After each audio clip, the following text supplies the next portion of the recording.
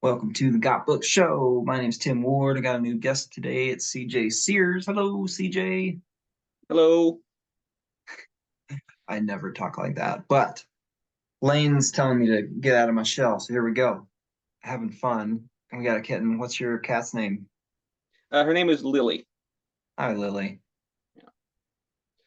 So CJ is the author of some murder mystery occult thrillers. I can't remember what's the name of the series. This Fallen World. This Fallen World. Sorry about that. So today I finished the second book in that series. Um, the is it the Smiling Man Conspiracy? Is that correct? Yes. So I dig it, man. It's cool. I put in the top of my review modern day X-Files. And then I read your interview in the Evolved Publishing newsletter, and you said that X-Files is one of the inspirations for this series. And I Yes. thought, well, that makes sense. I'm glad that I caught that. It has that almost like Monster of the Week vibe, and the recurring characters with relationships throughout each adventure, and they progressively grow on you throughout. And I'm excited. I got the third book too, so I get to listen to that next. So, congrats, CJ. So I was reading your bio, and it says that you started writing in middle school and became an avid reader at that point. What's the spark that got you into writing and really becoming an avid reader? I'm not really sure I have a definitive answer. But I've been writing for since at least 11 years old, probably. Started out with fan fiction, actually, of just like various things that I grew up liking. And I guess I just kind of took off from there, just built on that. And Fan fiction of what? let's see, Jurassic Park, Okay. uh, Resident Evil, which I mentioned is one of the main inspirations of my series. Um, a few sci-fi things here and there, just bits and pieces. Yeah. Did you ever read Stargate Atlantis fan fiction? No. I I have one of those books. That was my apparently one and only experience with that. But I was Okay. an Atlantis fan, and I was like, I want to read what a fan fiction book. I mean, it was like authorized by them, but it was Yeah. an offshoot. That's cool. I see. I didn't know cool things that existed like that. Fan Yeah. fiction of Jurassic Park and Resident Evil. I would have been Oh yeah. all over that. So you like to read horror as well? What kind Yeah. of books do you prefer to read? I I read a lot of genres. I read mystery, thriller, horror, sci-fi, some fantasy, but it just depends on that. I don't think I'm not really as a romance kind of guy, but that's about it. So what inspired you to start writing this Fallen World series? Was it a character, a scene? I guess if it was anything, I kind of think back to the beginning of Twin Peaks when the main character, played by Kyle MacLachlan, is having a conversation with Diane. And I remember this was just such a strange and bizarre way to introduce your protagonist. And I thought, I want to do something like that. And as you know, as I watched the series, it was all about the small town, secrets underneath, that kind of thing. And I thought, well, I want to do something kind of like that, but I don't want to do just Twin Peaks. So then I looked at my other, thing that I really liked, which is the Resident Evil game series, which is kind of like the X Files, or usually kind of Monster of the Week type stories, very standalone. So I thought, okay, well, I'll blend some of that with Twin Peaks and have a little bit of a kind of a Lovecraftian overtone to it, a little bit. Hence the title of the first book, The Shadow over Lone Oak. And I guess it just kind of evolved from there. So tell us about some of your characters, your lead and his counterpart? Let me start with so the first book. How do we meet them? What are their problems that they're about to handle? Oh, how would I describe Lewin Finch? Well, the first adjective I always think of is eccentric.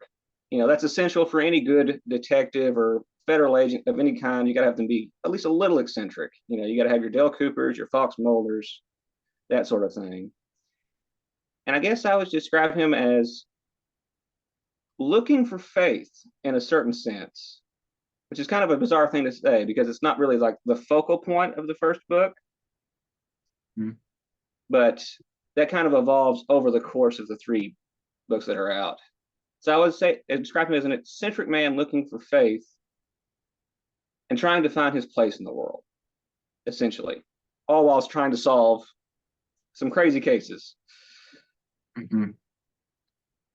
Yeah. So, what's the case for the first book?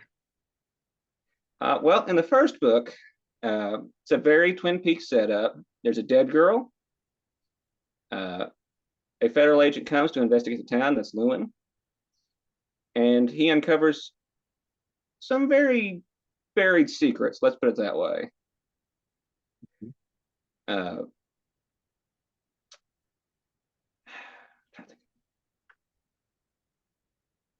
And probably most importantly, I would say the most important thing that Lewin encounters in Lone Oak is the other character, Sheriff Will O'Donoghue, who to me is the kind of the linchpin of Lewin's heart, essentially. When I first started writing these, I thought, you know, I'm going to be really into like the action scenes and, you know, the horror of it and just kind of getting under people's skin. But I think as it went on, I realized more and more that what I really liked was cultivating the relationship between these 2 characters and how that evolves over the course of 3 books.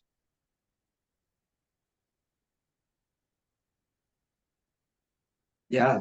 Tell us a little bit about their chemistry. What did you find when, so, you know, sometimes as writers we get like a character sheet and we're like, this is what the character is like. And then we get one for the other character, and then they get into a scene and start, you know, clanging off each other. How has that process evolved as those 2 personalities interacted? Did you learn new things about their characters as they interacted? Yeah, it's kind of funny. I said in the newsletter interview that I'm kind of more of a pantser than a plotter, but there are elements that I do plot out. But I would say that the characters just they develop organically for me. They just kind of I put them here at the start, but it's never following that straight trajectory. And to me, what really stood out was how not like me Lewin was, but how much I wanted to be like him. So I took that concept with him and put him up against a very Southern, very tomboyish sheriff. And from there, they're kind of strange chemistry melded together. And I think that's what made it work. What's something about the universe that you've been able to build through 3 books that you feel like you could share with us that isn't too much of a spoiler? Maybe some things that you've enjoyed building into this, like you mentioned, the Lovecraftian mythos. Yeah. Huh.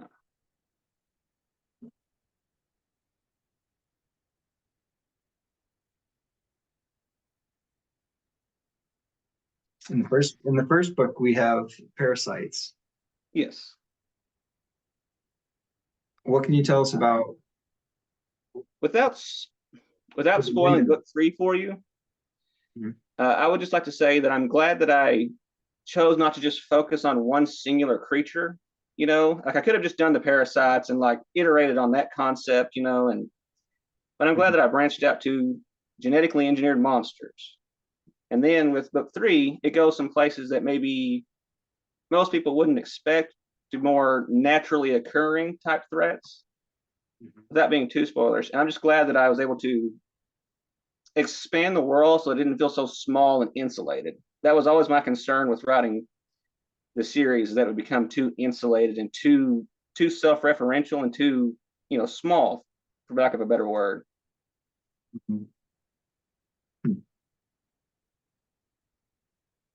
So book 3's out. Where are you right now in your work? Are you working on the 4th book, or are you working on something different? I have been working on the 4th book,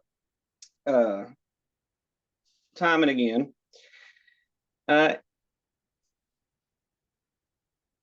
If I could just tease something about that, my books have all followed a seasonal pattern. This is kind of an insight that I just remembered here. So the first book, Shadow of Arlona, takes place in October, so it's fall. The second takes place in December, so it's winter. The third book is a spring theme. So the fourth and maybe not final book would be a summer theme. So if I can reveal one thing about book 4, is that it is a desert setting.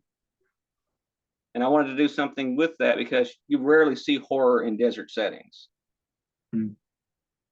So yes, I have been working on the 4th book, and that's as much as I can say right now. So Chupacabra, maybe, or maybe Skinwalkers, maybe Wendigos. I don't know. Yeah, I like it. Maybe have Breaking Bad appearance somewhere, so that'd be good. maybe a reference.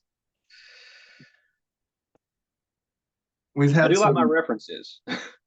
If you read my books, you will find a lot of random little homages and references if you are aware of where they're coming from. I'll tell you that. I've referenced you've seen the Lost World, right? The second Jurassic Park movie. Remember the long grass scene where the raptors are stalking the hunters through the long grass? I think so. Yeah. Well, I've referenced that more than once in these books. So if you're paying attention, you'll catch little nuggets like that. It'll be worded in a certain way that if you're thinking about it, it'll call to mind that. But yeah.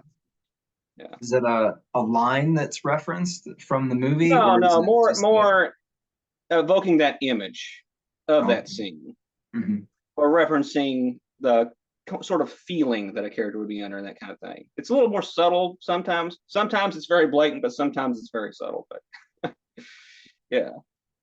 Well, there's definitely a lot of chase scenes and action in the first 2 books.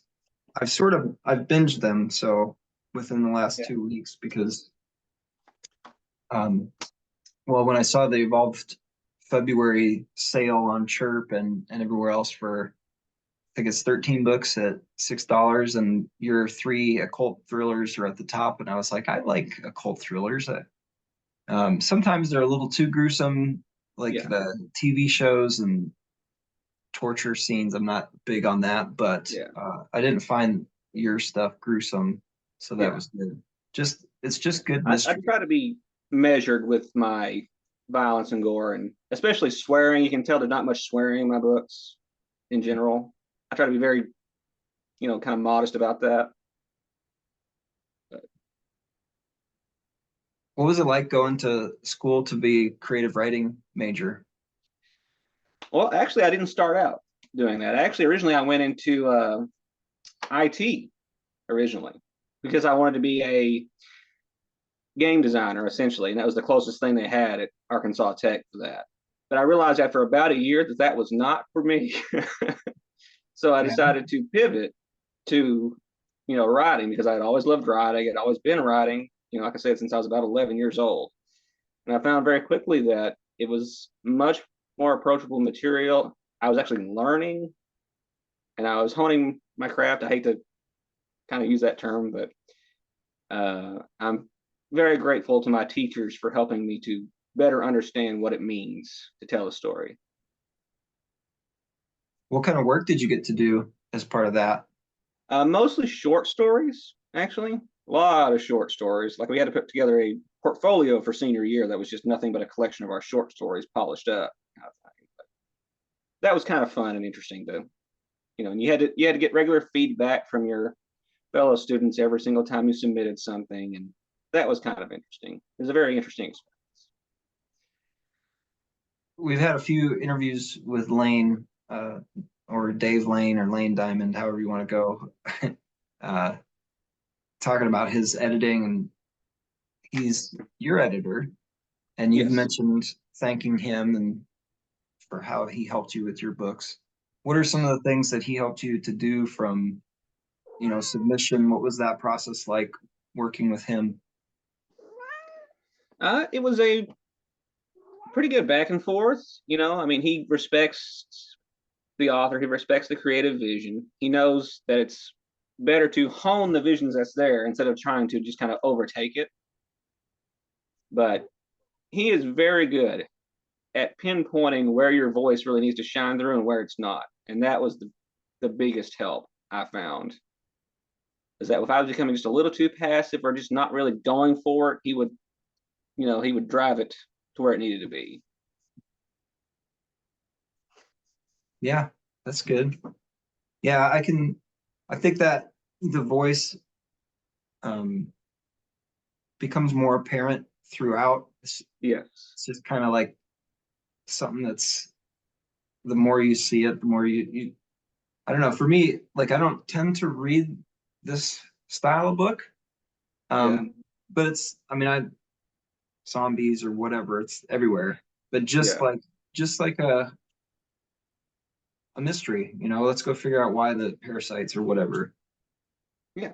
But I enjoyed it because it just kind of, it creates, I don't know, for me, comfortable and fun to see where they go, and now I get to see what the third one will be. So it's a good job, CJ. What are you trying to improve or really focus on for the fourth book? Where are you at? How far are you into it? I'm a couple chapters into the fourth book. It's kind of slow writing because I want to make sure that I made a mistake when writing the third book where I kind of created a knot for myself that I had to untie, to say the least. Slight spoilers, never put a tracking device in your story if you don't know how to use it. But it's a little slow going, but I really want it to evolve naturally, just like the other three books. I want to make sure that I'm not pushing a certain outline in my head onto the story if that's not where the story is going. So I'm just taking it like that, just one little bit at a time, build, that sort of thing. Cool. Well, anything that you want to say to our audience? It's a pretty big audience, so watch out. But where can folks find you, CJ? You can find me on Twitter at CJ Sears Author. You can find me on Facebook. I have an author page there that just says CJ Sears Author, I believe is what it says. I may have to double check that one.